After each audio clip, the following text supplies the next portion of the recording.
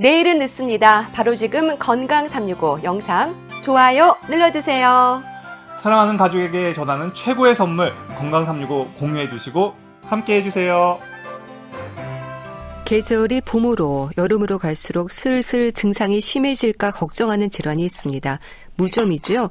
지긋지긋하다는 말을 할 정도로 끈질기게 따라다니는 무좀은 기온이 오를수록 심해지는 듯한 느낌인데요. 실제로 기온과 연관이 있는 걸까요? 피부과 전문의 김지영 원장 연결되어 있습니다. 안녕하세요. 네, 안녕하세요. 네. 무좀의 증상이 겨울에는 좀 숨었다가 기온이 오를수록 슬슬 이 증상이 드러나는 건가요? 네, 당연하죠. 그 이유는 무좀의 원인이 되는 그 무좀균이 고온 다습한 환경을 좋아합니다. 네. 요즘처럼 기온이 오를수록 증상이 시작될 수밖에는 없고요. 또 게다가 겨울철에는 좀 건조해지기 때문에 피부가 조금 갈라지고 손상되잖아요. 네. 이런 상태에는 무좀균이 쉽게 전염돼서 더 번식하게 될 수가 있습니다. 네. 그럼 여름으로 갈수록 증상이 좀 심해질 수도 있겠네요. 네, 이제 환경이 아무래도 고온 다습한 환경으로 조성이 되는 그 순간 내가 이제 가지고 있는 무좀균은 이제 증식이 될 수가 있는 것이죠. 근데 무좀균이 뭐길래 그렇게 끈질기고 독한 걸까요? 지긋지긋하다는 말씀들을 하시는데요. 네, 고질병이라는 말씀 많이 하시잖아요. 네. 무좀 하면은 그 무좀이 결국에는 피부에 있는 곰팡이에 의한 감염병으로 분류가 됩니다. 그래서 뭐 감염하면은 우리 코로나 바이러스로 많이 알고 계시겠지만 결국에 병원균이 나에게 옮는다는 뜻이잖아요. 네. 그런데 이 무좀병은 특징적으로 고질병이다라고 생각하는 이유가 아까 말씀드렸던 그 옮는 그 감염의 원인이 타인에게로부터 오는 것뿐만 아니라 본인이 본인에게 또 옮기 때문에 그렇습니다. 본인이 네. 본인에게? 네. 네. 그래서 예를 들어서 손발톱 무좀이 있는데 이 손발톱 무좀은 치료하지 않고 다른 부분만 치료하고 끝내거나 네. 그러니까 한마디로 그 원인균, 나에게 있는 원인균을 끝까지 치료하지 않기 때문에 그 고질병처럼 계속 반복되게 되는 것이죠. 그럼 무좀을 일으키는 게 곰팡이균이라고 봐야 되는 건가요? 네, 무좀균의 정체는 바로 곰팡이균인데 곰팡이균에도 여러 가지가 있어요. 네. 근데 그 중에서도 이 피부 사상균이라는 곰팡이균이고요. 우리나라에서는 약 12가지 종류의 피부 사상균이 현재 발견되고 있습니다. 네. 그럼 무좀의 종류도 다양하겠네요. 네, 증상이 굉장히 다양한데 네. 또 일단 무좀이 생긴 경우에는 좀 피부가 갈라지면서 약해지는 현상이 제일 먼저 일어나고요. 그 외에 좀 냄새가 좀 이렇게 불쾌한 냄새가 날 수가 있습니다.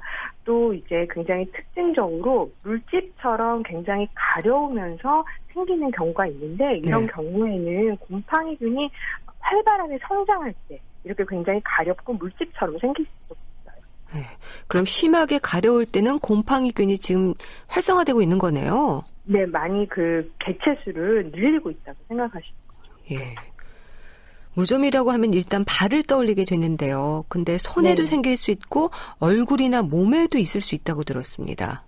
네, 맞는 말씀이시고요. 우리 무좀균 자체가 이 각질을 녹여서 인간의 각질을 먹는, 인간의 각질을 자신의 영양소로 섭취하는 균들이기 때문에 이 각질이 있는 곳에는 어디든지 생길 수가 있습니다. 네. 그리고 피부층에 있는 각질뿐만 아니라 손톱, 발톱, 그리고 털의 각질까지 기생하기 때문에 손발톱 무좀뿐만 아니라 머리털, 수염 이런 모낭에도 감염을 일으킬 수가 있습니다. 그 균에 오염된 손이나 발이 전신으로 감염을 일으키게 되는 건가요, 그럼?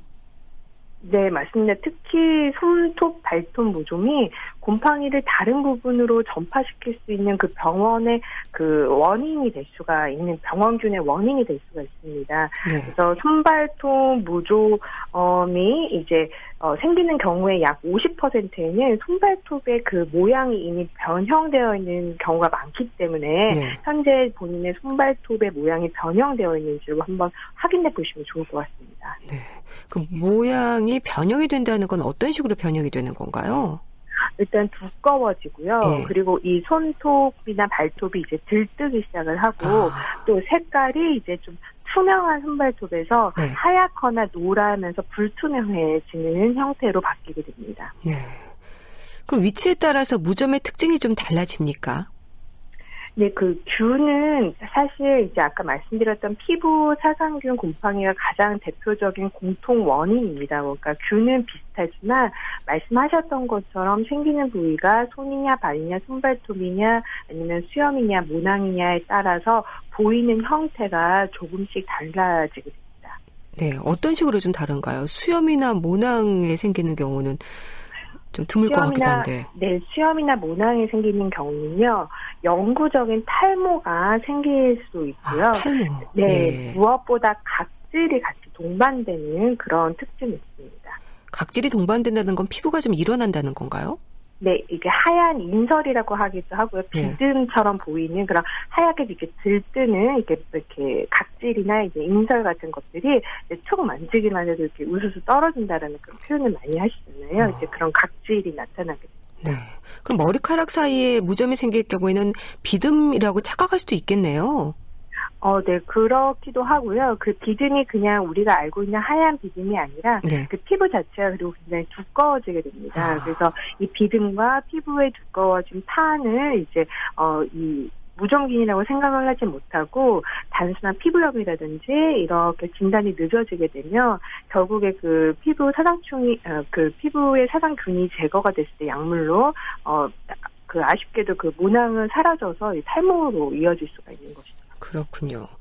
발바닥에 생기는 각질도 각질이 아니라 무좀일 수 있다는 말도 있던데 그런가요? 네, 특히 만성 무좀, 오래된 무좀인 경우에는요, 가렵거나 하는 증상이 없기 때문에 그냥 건조함이라고 생각하시고 지나치는 경우가 많습니다. 네. 이런 경우에 이제 아까 말씀드렸던 것처럼 피부가 두꺼워지고 살짝 긁기만 해도 고운 하얀색 가루 같은 그 인설이 떨어지게 됩니다. 이런 경우에 그 건조함이라든지 아니면 그냥 피부가 두꺼워져서 이제 굳은 살이 아니라 사실은 만성 무좀의 가능성이 높습니다. 그럼 그렇게 무좀인데 각질이라고 생각을 해서 문지른다든지 크림을 바르는 걸로 방치를 하면 어떻게 되나요? 당연히 진단이 늦어졌기 때문에 치료가 늦어지는 것이고요. 네. 본인이 본인에게 옮길 수 있는 것은 물론이고 의도치 않게 이제 타인에게 전파를 할 수가 있고 이제 가족들에게도 전파를 할 수가 있는 것이죠. 그러니까 각질하고 큰 차이점이라고 한다면 전염을 시킬 수 있다는 거네요, 무좀이. 그렇죠, 그렇죠. 그 각질을 타인이 밟거나 했을 때 이제 그 각질을 통해서 전염이 될 수가 있습니다. 그렇다면 임의로 판단하지 말고 정확한 진단이 필요하지 않을까 싶습니다. 네, 무척 중요하죠. 정확한 진단이. 네. 예. 그럼 각질이라고 생각해서 놔두는데 어떤 경우에 좀 병원을 찾아가는 게 좋을까요?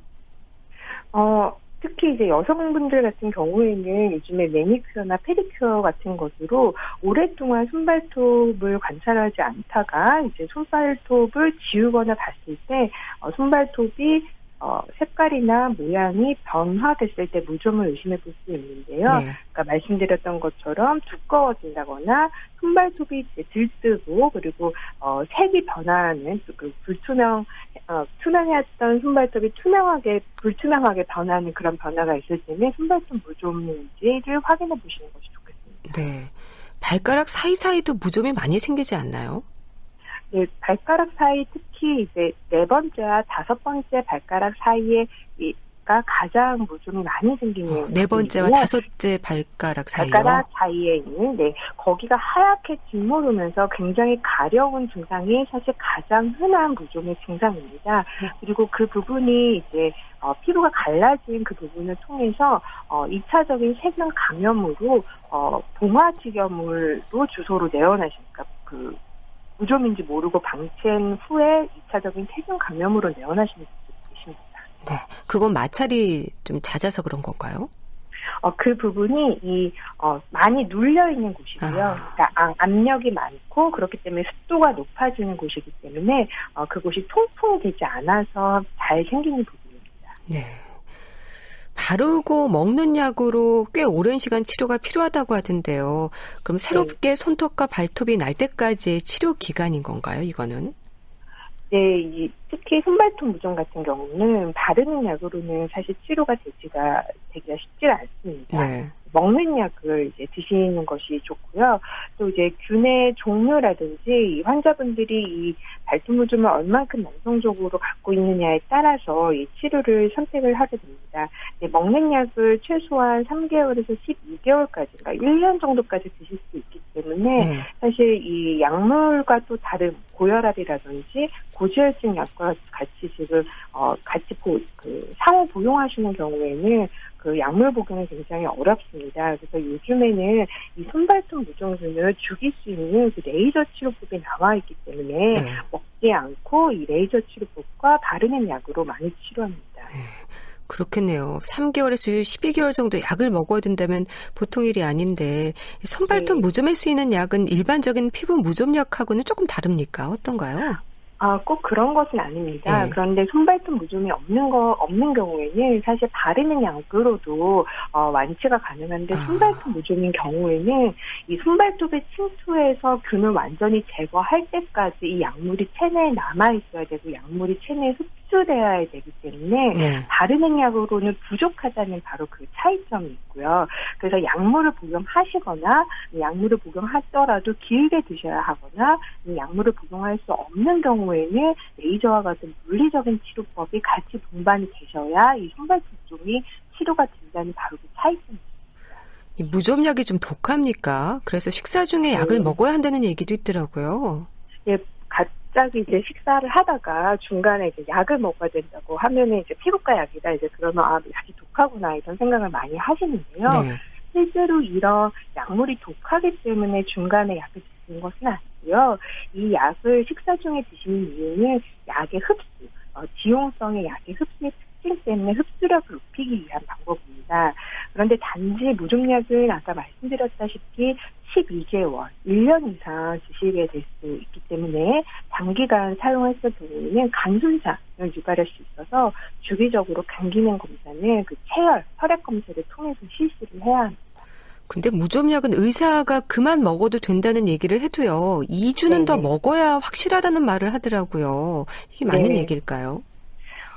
이제 그 주치 선생님이 이제 그만 드셔도 된다고 하면 사실 그만 드셔도 되는데 네. 그만 드셔도 된다고 하기 직전 단계까지가 바로 그 경과 관찰이라는 단계가 있습니다. 네. 네, 그래서 증상이 좋아진 것 같더라도 이 병원에서 약 12주 동안은 계속 균 검사를 하면서 경과를 관찰하게 되는데요. 네. 이 이유가 바로 재발률을 잡기 위해서입니다. 재발률을 잡기 위해서. 네. 무좀의 전염성에 대해서도 조언을 좀 해주세요. 전염성이 상당히 강한가요? 바로 만나자마자 갑자기 들어오자마자 전염이 되는 것은 아니지만 네. 전염성이 이제 좀 강하다, 좀 전염성이 있다라고는 의식하고 계시는 것이 좋겠고요. 아무래도 이 손발에 무좀이 있는 경우에는 이런 것들을 조금 가리려고 하는 경향이 있고 좀 나타나지 않으려고 하는 경향이 있기 때문에 네. 조금 더 공공장소에서 그 전염성이 이제 나타나는 것으로 지금 조사가 되고 있습니다. 공공장소라고 한다면 주로 어디서 많이들 감염이 되시나요? 네, 목욕탕, 수영장 목욕탕. 같이 사람이 많이 모이는 곳에서 환자에게 떨어진 각질을 통해서 발로 전염될 수 있습니다. 그렇군요. 당뇨병 환자분들의 경우에는 특히 늘 발에 신경을 쓰게 되는데요. 이것도 감염 위험을 더 높이기도 할까요? 네, 아무래도 당뇨 환자분들은 노령 인구 자체이시기도 하고요. 네. 또 당뇨병 환자의 고혈당증 자체가 이 곰팡이에 대한 감염, 기회 감염의 위험을 더 높입니다. 그 이유는 아무래도 노령 인구와 당뇨병이 있다 보면 피부의 면역 기능이 감소할 수밖에 없고요. 그래서 곰팡이에 대한 기회 감염이 반드시 이 무좀뿐만 아니라 이제 다른 균에서도 증가할 수밖에 없기 때문에 항상 이제 신경을 쓰셔야 합니다. 무좀 발생도 남녀의 차이가 있습니까? 신발 때문인지 여성분들도 무좀으로 고생을 좀 하시는 분들이 있으시더라고요. 네, 사실 무좀이 어떤 남녀의 성별 차가 있지는 않습니다. 네. 이 무좀균 자체가 남녀를 가리지는 않는데요. 요즘에 여성분들은 스타킹이라든지 꼭 재는 구두 아니면 겨울에는 부츠 같은 신발을 오래 신기 때문에 그 습도가 올라가게 되고요. 또 네. 보행에 의해서 기계 자극으로 그 피부 손상이 생기면 더 잘 감염되는데 요즘에 여성분들이 굉장히 운동이나 이런 것들을 즐기시기 때문에 여성분들에게도 왠지 여성분들은 무좀이 잘 없을 것 같잖아요. 네. 근데 무좀이 자주 생깁니다. 그러시군요. 네. 주로 그 발가락 사이에 많이 생기셔서 그런가요? 가렵기 때문에 긁지 않을 수가 없는데 이 긁는 게 또 문제인 것 같습니다. 네, 긁다 보면 아무래도 좀 보기에도 안 좋기도 하지만 네. 가장 큰 문제는 이 무좀이 있는 발을 손으로 만지는 그 행동 때문에 손으로 전염되는 것이 문제입니다. 네. 네, 이런 경우에 이제 두 발에 이제 무좀이 있고 그리고 한 손에 또 무좀으로 옮겨가는 경우를 바로 두 발 한 손 증후군이라고 합니다. 발에서 손으로 옮기는 경우가 많군요. 만지다 보면은. 네, 네. 병원에 오는 분들은 무좀이 어느 정도 심해졌을 때 보통 찾아들 오시나요? 경증부터 이제 심각한 경우까지 다양하고요. 심각한 경우에는 이제 무좀인 줄 모르고 봉화지겸, 2차적인 세균 감염으로 오시는 경우, 특히 군인분들 같은 경우에는 이제 그렇게 좀 심해져서 오시는 경우가 있고, 네. 가끔 이제 입원을 필요할 정도로 심해져서 오시는 경우도 있습니다. 근데 이 경증인 경우에는 굉장히 흔합니다, 무좀은. 그래서 피부과 외래진료 환자 전체의 약 10에서 20%를 이 무좀 환자들이 차지하고 있습니다. 예. 심해진다고 한다는 거는 뭐 통증을 느끼시는 건가요? 통증뿐만 아니라 그 피부 자체 감염 때문에 혈관으로 그 균이 타고 올라가서 네, 깁스를 한다거나 네. 아니면 입원 치료를 하거나 이제 전신적인 항생제 투여가 필요한 경우입니다. 그렇군요. 근데 무좀은 사실 나름 민간요법에 의지를 하다가 병원에 오는 분들이 좀 많으실 것 같은데요. 식초물에 담근다거나 소금물로 씻는 분들도 계실 것 같은데 어떤가요? 네, 소독약, 빙초산, 목초액 이런 민간요법들을 굉장히 많이 하시는데요. 네. 실제로 무좀은 그 피부 각질층이 이미 이 곰팡이 무좀균에 의해서 이미 균열이 되어 있는 상태입니다. 그런데 이런 균열이 되어 있는 상태에 소독약이나 빙초산이나 이런 민간요법에 의해서 자극이 되면은 2차적인 자극 피부염이 생기는 경우가 많습니다. 네. 그중에 나름의 방법들 가운데서 오히려 증상 악화를 유발하는 경우라면 어떤 게 있을까? 예를 들면은? 네, 이게 무좀인지 습진인지가 사실 굉장히 이제 분간하기가 어렵습니다. 무좀과 습진의 구별이요. 네, 왜냐하면 똑같이 가렵고 좀 진물이 나기 때문에 네. 일단은 무좀인지 판단을 못하시고 습진이라고 생각하시는 경우에는 집에서 가지고 있는 스테로이드 상비약을 계속해서 사용하는 경우가 있습니다. 이런 경우에는 그 진물이나 증상 자체는 완화될 수는 있지만 이 스테로이드 사용 때문에 이 피부의 병변이 특징이 뚜렷해지지 않아서 무좀의 진단이 더 늦어지는 경우가 많은데요. 네. 이런 경우를 잠행백선증, 그러니까 숨겨져 있는 곰팡이, 숨겨져 있는 무좀이라고 합니다. 그렇군요. 무좀에 대한 진단은 어떤 검사로 알게 되나요? 네, 현미경 검사와 배양 검사를 하는데요.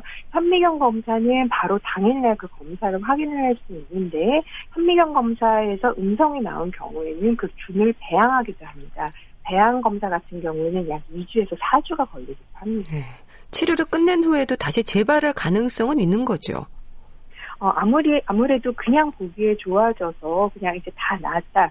짧게 치료가 끝나는 경우도 많지만 아무래도 이 무좀 자체가 감염성 질환이기 때문에요. 걸리는 사람의 면역과도 관련이 있습니다. 그래서 네. 기본적으로 무좀의 면역이 좀 떨어져 있거나 노령인구 분들이 걸리는 경우에는 다시 어떤 본인의 피부의 그 면역의 문제 때문에 다시 재발할 가능성이 있습니다.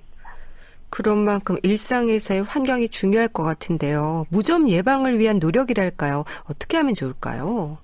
사실 이 무좀이 아까 공공장소 말씀을 드리기는 공공장소요. 했습니다만 예. 네, 가족 간 감염이 굉장히 주의를 기울이셔야 합니다. 네, 그래서 가족으로부터 한 분의 무좀이 있는 경우에는 사실 아버지가 어린 아이로부터도 가는 경우가 많고요. 또 세탁기 거품 세탁이 다 끝난 후에도 무종균이 그 세탁물의 16% 정도 발견됐다는 연구가 있기 때문에 네. 가족 중에 무좀을 갖고 있는 사람이 계시다면 개인용품 사용하시면서 60도 이상의 뜨거운 물에 45도 이상 세탁을 해서 가족 간 감염에 특별히 주의하시는 것이 좋겠습니다. 네. 지금 무좀 증상을 앓고 있으면서도 병원 가기를 꺼려하는 분들에게 또 무좀 치료를 하고 있는 분들에게도 조언을 좀 해주신다면은요? 네, 무좀 치료에 가장 중요한 게 두 가지가 있는데요. 네. 첫 번째는 청결이고요. 청결. 그리고 두 번째는 통풍입니다. 통풍, 예. 통풍을 통해서 건조하고 청결하게 유지해 주시는 것이 가장 중요하겠습니다. 네, 알겠습니다. 자, 오늘은 무좀에 대해서 알아봤는데요. 피부과 전문의 김지영 원장과 함께했습니다. 말씀 잘 들었습니다. 감사합니다. 감사합니다.